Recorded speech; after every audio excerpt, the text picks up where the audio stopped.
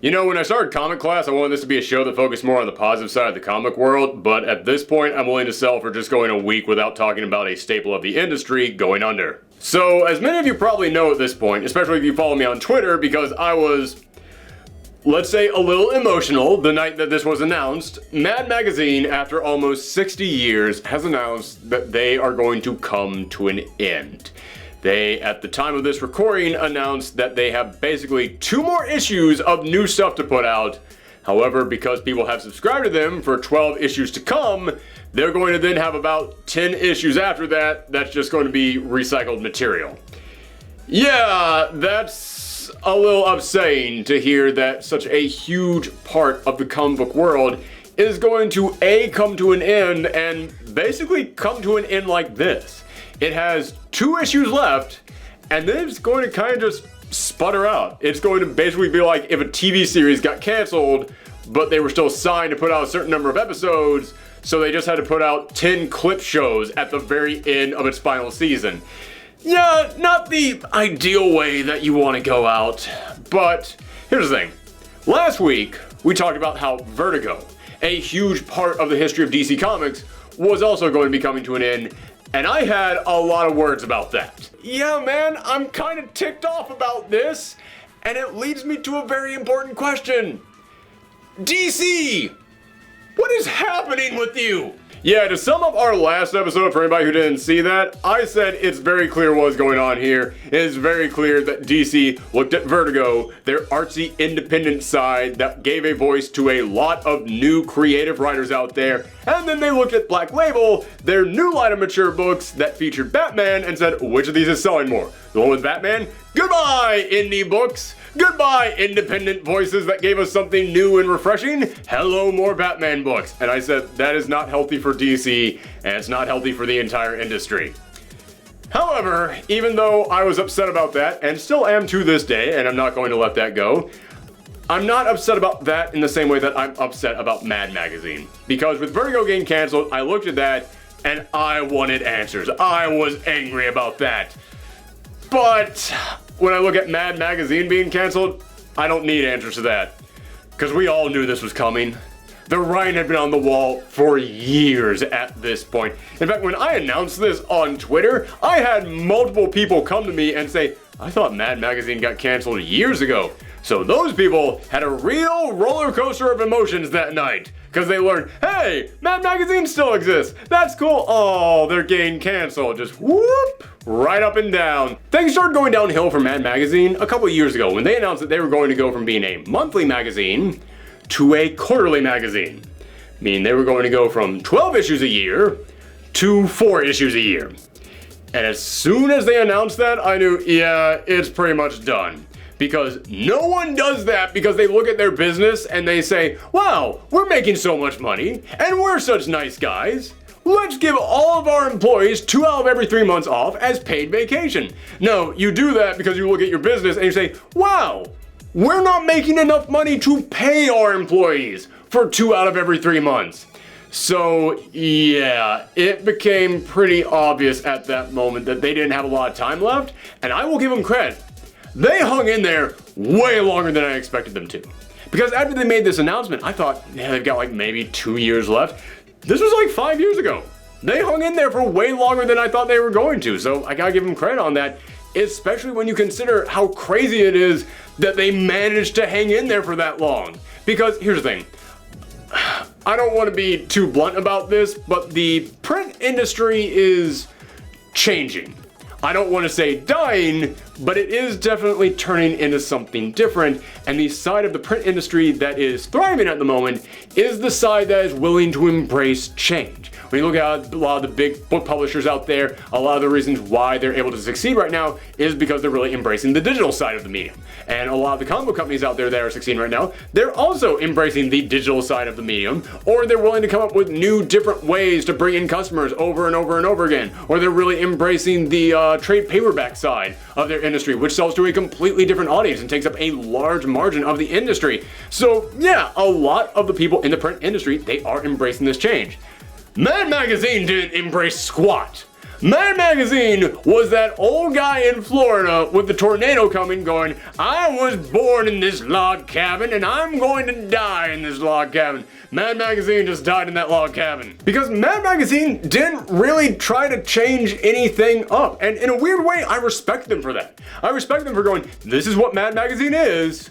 We're going to remain what Mad Magazine is. This is what you get when you get Mad Magazine. They almost never raise the price of their book. They always try to keep it low and affordable so everybody out there could afford a copy of Mad Magazine.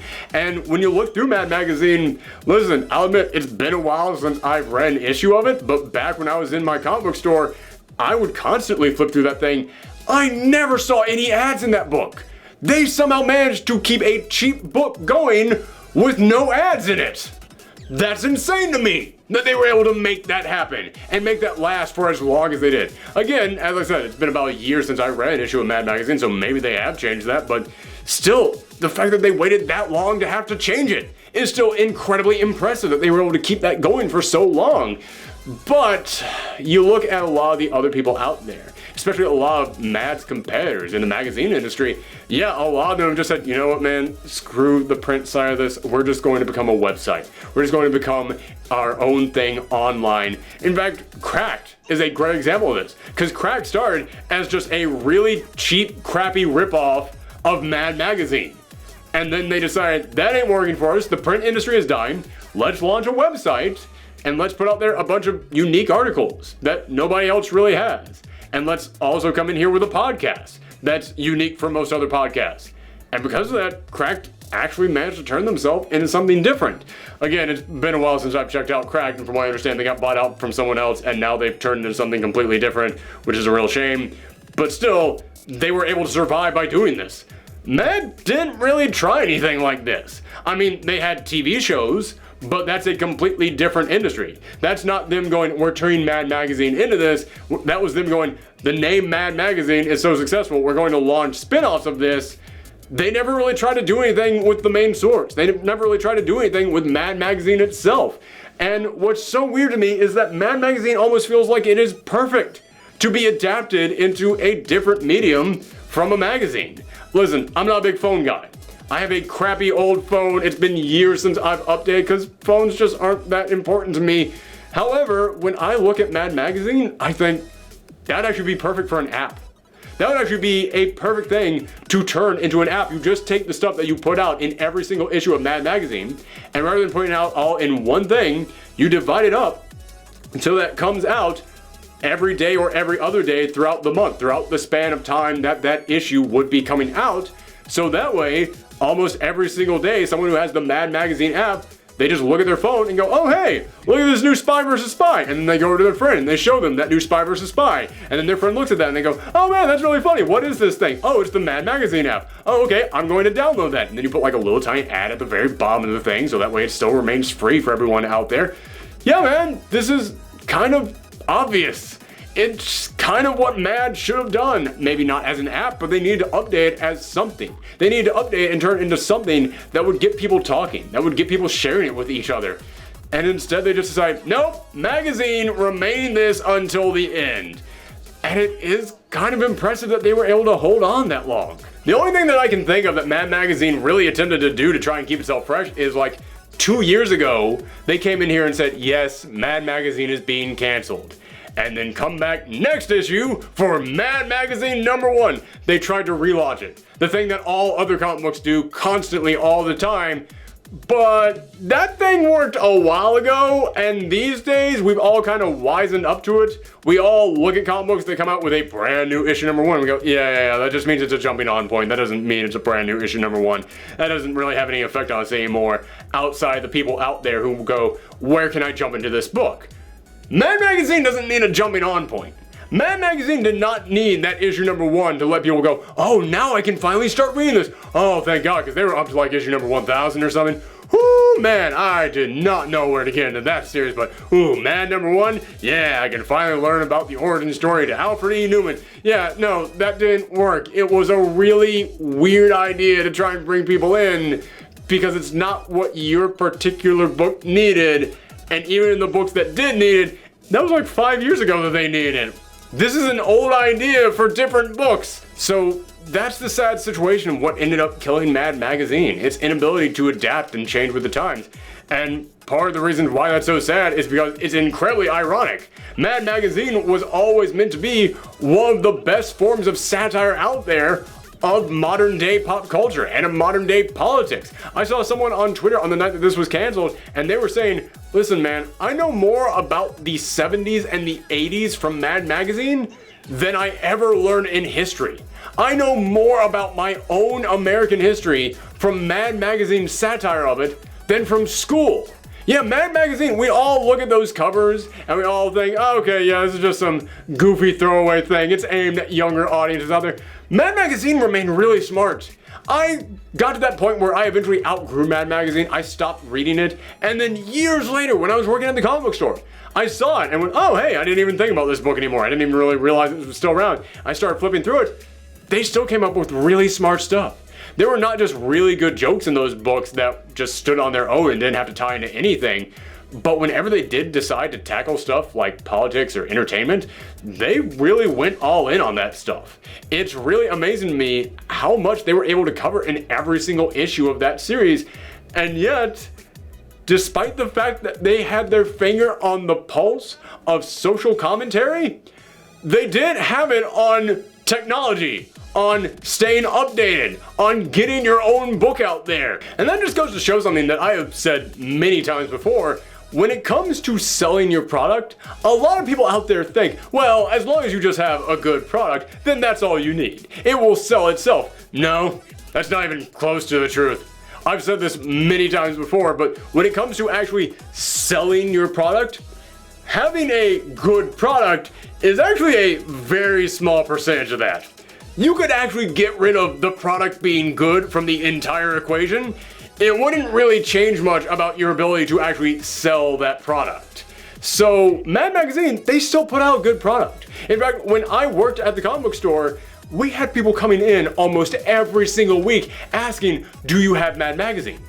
But we would only order about that many copies. Like we would get a stack that small of Mad Magazine, and they would be gone pretty much the day that we put it on the rack.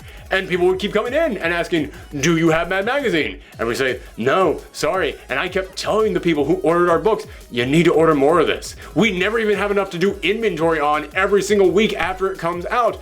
So yeah, man, people want more copies of this. You need to order more. And then we bumped our orders up from that many to that many. It was a significant change. We got like 3-4 times the number that we got. And yeah, they stopped selling out on the day. They now sold out on the day after we put them out. They were still selling out. Mad Magazine still had an audience. They still had people out there who really wanted to read this book. But that message never got across to the people who actually ordered these books. Because no one's talking about Mad. Mad isn't making any news. Mad doesn't really seem to have any kind of an impact, despite the fact that it still made really bold and really funny satire of everything going on in the world, and a lot of people still respected that. A lot of people still wanted to read that. But yeah, man, as I said, your satire can be as witty and charming as anything else out there. If people aren't really talking about to their friends and going into stores saying, I need way more of this, then there's not going to be way more of that. And that was the problem with Mad Magazine. It just could not get people to talk about it. In fact, if you really want to know how behind the times Mad Magazine was, before I start recording today's episode, I decided to look and see what exactly is Mad Magazine doing digitally? What exactly are they doing on their website? Because maybe they have all this really big stuff happening there that I'm not even aware of. I went on the Mad Magazine website. It's pretty much just an ad for the print version of the book. It's pretty much just, hey, you can find something like this in the latest issue of Mad Magazine. Okay, can I also find it on your website for maybe like a low monthly charge every single month? Something like that? No, I have to actually go to the place and buy the physical thing.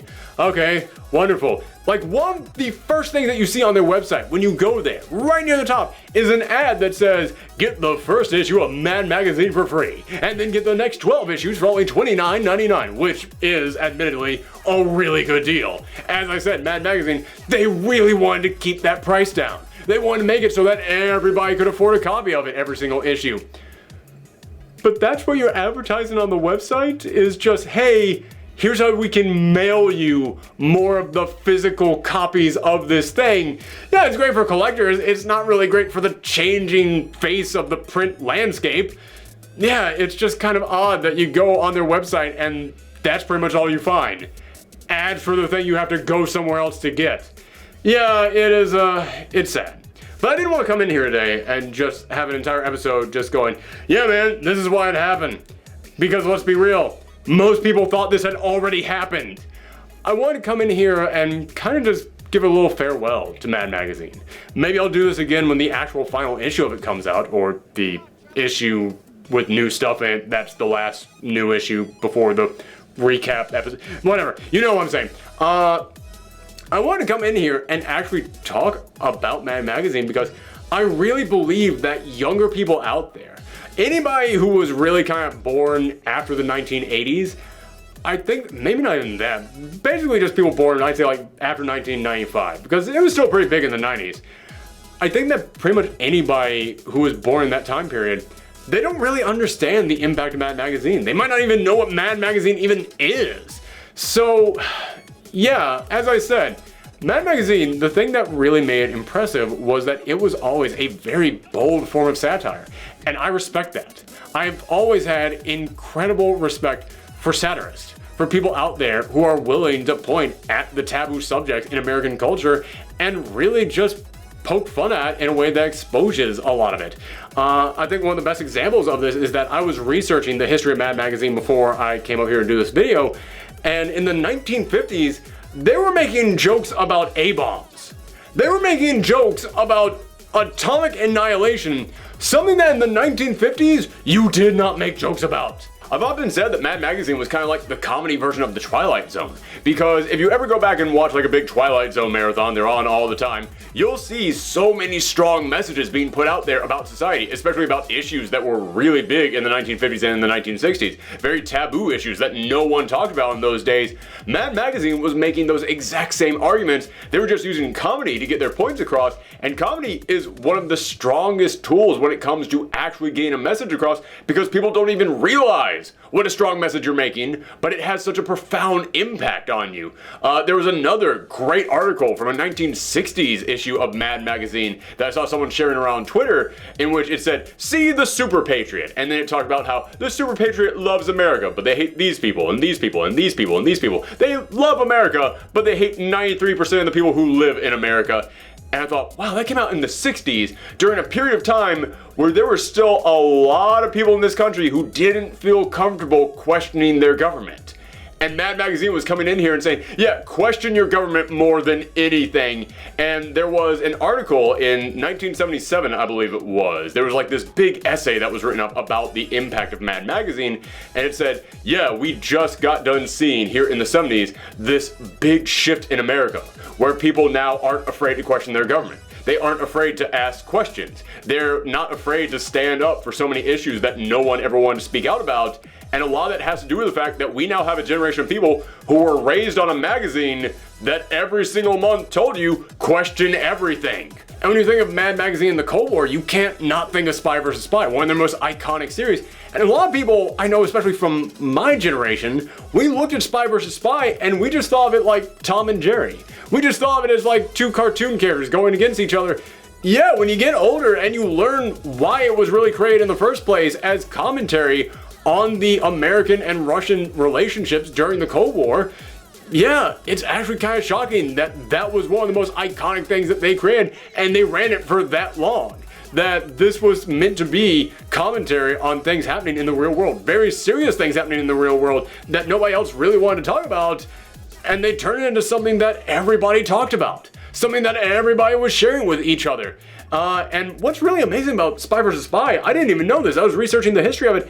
It was created by a Cuban refugee who at the time couldn't even speak English. So you think about someone from that background who couldn't even speak English, and Mad Magazine looked at his work and went, this is really good and it speaks for itself. You got a job.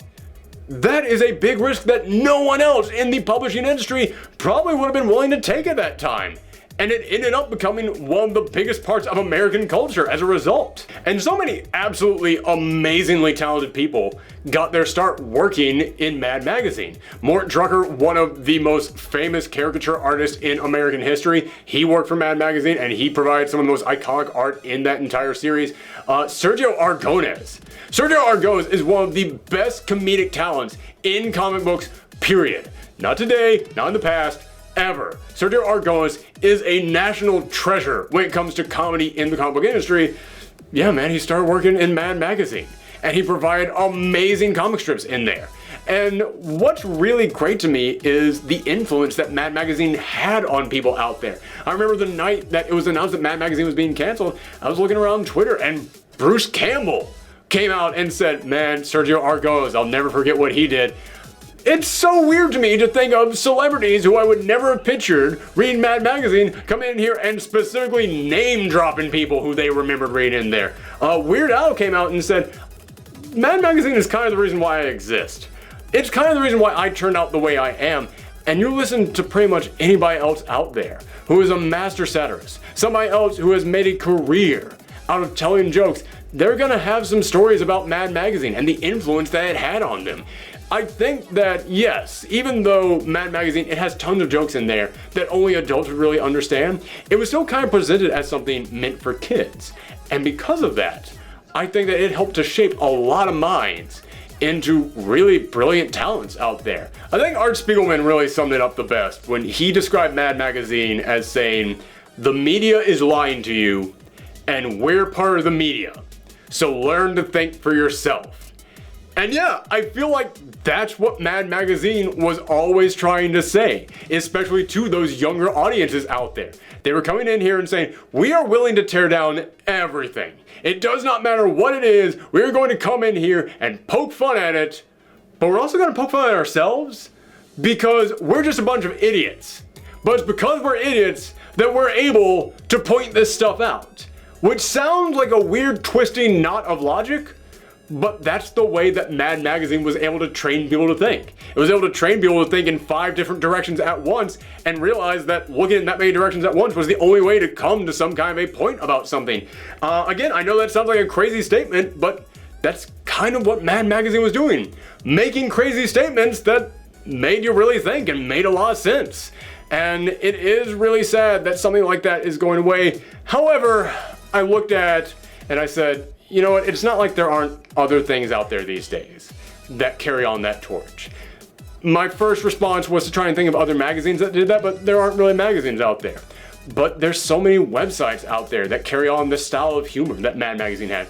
We look at a lot of late night talk show hosts like Stephen Colbert. He carries on that style of Mad Magazine. Saturday Night Live actually has been really improving over the past couple of years, and they're now kind of making similar Mad Magazine style commentary on things. And of course, that's always been the style of Saturday Night Live. They rise and they fall, they rise and they fall. So right now they're kind of rising again, but that's a whole other argument. So yeah, the legacy of Mad Magazine is going to continue. It is sad that the actual series itself is going to go, because I mentioned a couple of really important things about the history of Mad Magazine in here, but God, I spent like an entire night just researching this, just going back through and learning little tiny details about the history of Mad Magazine, stuff that I never even knew. Big important things that no one ever talks about with this series. And it's kind of sad to think about that part of history is going to be lost. But that's why I think that everybody out there should kind of do what I did. Go and actually research this stuff. Because the impact that Mad Magazine had, you don't really even realize it until you actually start looking into it. So yes, it is sad to see it go, but as I said, it lit a torch. And that torch is now being carried by other people. And they're going to pass it on to other people. So it's going to go on and on and on. So years from now, there's going to be somebody out there, some brilliant comedian, making amazing commentary, and they will have been inspired by someone else, who will have been inspired by someone else. And that person was inspired by Mad Magazine. So you can really kind of trace a lot of future comedy in this country to Mad Magazine. And honestly, it's sad to see it go, but if you're gonna go, you should leave a legacy. And that's what Mad Magazine is going to do. However, if I can request one thing from Warner Brothers, As I said, I understand why Mad Magazine has to go away, and it's never really gone as long as it lives on in our hearts and minds, and it will go on for generations, blah, blah, blah, blah, blah, blah, blah, yeah, whatever. If I can just ask Warner Brothers for one thing, give us Alfred E. Neuman back. Because this is something that I didn't even know until a couple days ago when, like I said, I was researching the history of Mad Magazine. Alfred E. Neuman was not created by Mad Magazine. Alfred E. Neuman, the spokesman for Mad, was created to be the 1920s and 1930s equivalent of a meme. He was just created as this public domain thing that went around and everybody could use him for whatever they wanted him to use him as. He just became like the face of satire in America at the time. And then in 1954, 2 years after Mad Magazine was founded, Mad Magazine came in here and said, we gave him a name, so now he's ours. We own him now.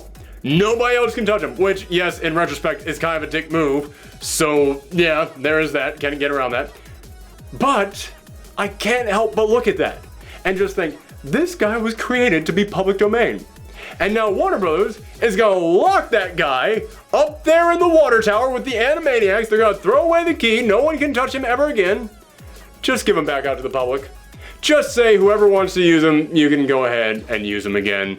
I mean, heck, if he was created in the 1920s and 1930s, then that means that technically, in a weird way, he should be getting pretty close to when he enters public domain again anyway, even though he started as public domain. I don't know. Public domain laws are really weird. Just give us back Alfred E. Neuman. Just let us use him for whatever we want to use him for. Just give him back to the people. That's all I'm asking you for. He started off free, let him in free. That's all I'm saying. That was a really weird note to go out on about Alfred E. Neuman. Wasn't expecting to go there in this episode. So, that's it, everyone. I know I started this episode off coming in here and being like, oh, Mad Magazine, it's your own fault why you got canceled, but no, that's not the message of today's episode. Like I said, it was kind of inevitable. We all knew it was going to happen, so I really just wanted to sort of bring attention to the impact that Mad Magazine had, to how many amazing people worked on that book, and how many people out there, even if you weren't directly influenced by the book like I was, you were probably directly influenced by someone else who was directly influenced by Mad Magazine. It was one of those things that, honestly, it helped change the face of comedy and of America in general. So I would recommend everybody out there just spend the next couple days just going and researching the impact that Mad Magazine had. All the little bits of satire that it had, because you can look back at almost every single issue of it throughout every single major event in the history of America and go, holy cow, that's what they were talking about in that issue while this was going on? No one else was doing that. It's really impressive, and I just don't have the time to go like issue by issue on every big thing that they did. So thank you guys for tuning in. Come back next week for another episode of Comic Class, and as always, you can follow us on Twitter, Twitch, and Patreon at Professor Thordy. Thanks for tuning in, everyone. Bye.